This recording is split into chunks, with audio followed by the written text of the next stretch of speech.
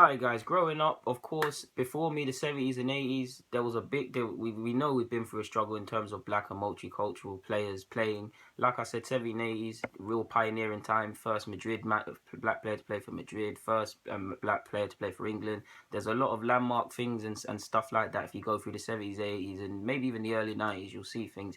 Paul Ince, first black captain for England, things like that. So I mean, I wasn't born at them times, but you can see how that sort of pioneering movements transpired into today. Where me growing up, I saw the likes of Sol Campbell playing for England, Rio Ferdinand, Jermaine Defoe, Heskey. I know Heskey was pretty crap, but Heskey. So only when I got of age that I was able to comprehend the great work previous forefathers and generations have done for black players or black people or multicultural people in general when it comes to seeing football. In regards to black managers, we're still a long way behind for many reasons. Too many reasons to talk about in this video. I'd have to make about 3 or 4 videos. But let me talk about the most important. Firstly, there's been big debate about the Rooney rule. That's a rule where you have to have a candidate of every colour or whatever, or colour or a candidate of colour. I don't believe that should come into place because it's silly. You can't tell an owner how to manage their club or how to run their business. It's nonsense. But what I will say is, let's look at it like this.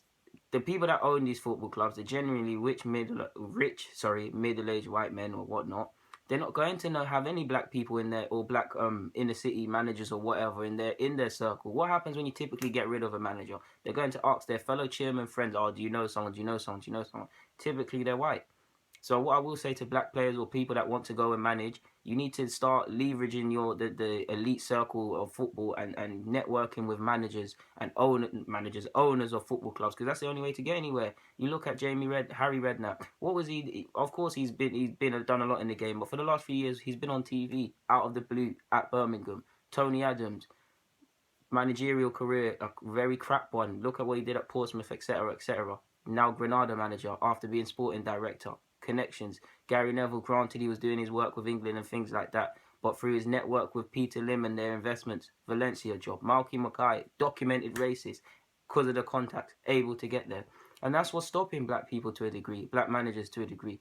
Because I've spoken to some that are actually UEFA A licensed that have given up because they cannot secure interviews. And we've gotten to the point that's now when you do see a black manager like Houghton, who's got promoted with Brighton, well done, they become an anomaly. Sorry, that was a tongue twister. Where they don't want to speak out and they don't want to speak about the injustice because they don't want to get blackballed. While I can understand that, I don't agree. I really don't agree with that.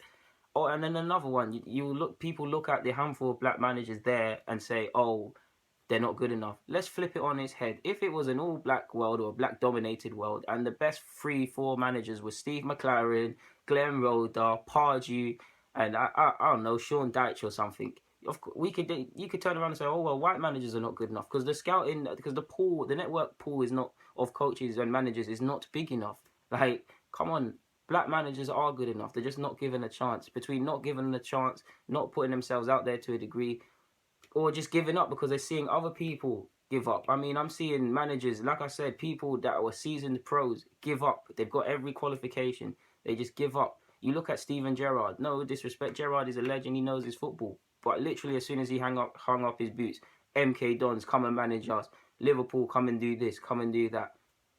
Black managers need to do some more of that sort of stuff along the lines. I don't know what else to say. I mean, to a degree, I do think it could only change if black owners owned the football club because they'd employ black people or their circle would be black managers. Typically, like I said, these old certain folk do not have black people in their circles or know anyone that can recommend a black manager, so they can't recruit one, can they? Like, let's look at it logically. Don't get me wrong, some are just straight up racist and don't consider them good enough. Like, I don't know what is gonna happen, to be honest with you. All I would say is to leverage. I'll make more videos about this because there's a lot to speak about. But all I would say is for black managers or prospective managers is to leverage the contacts that they possibly can, take advantage of the circle, because nothing's going to fall into your lap. Nothing's going to fall into your lap anyways. I mean, you see black players, we make up a large playing percentage of the playing force.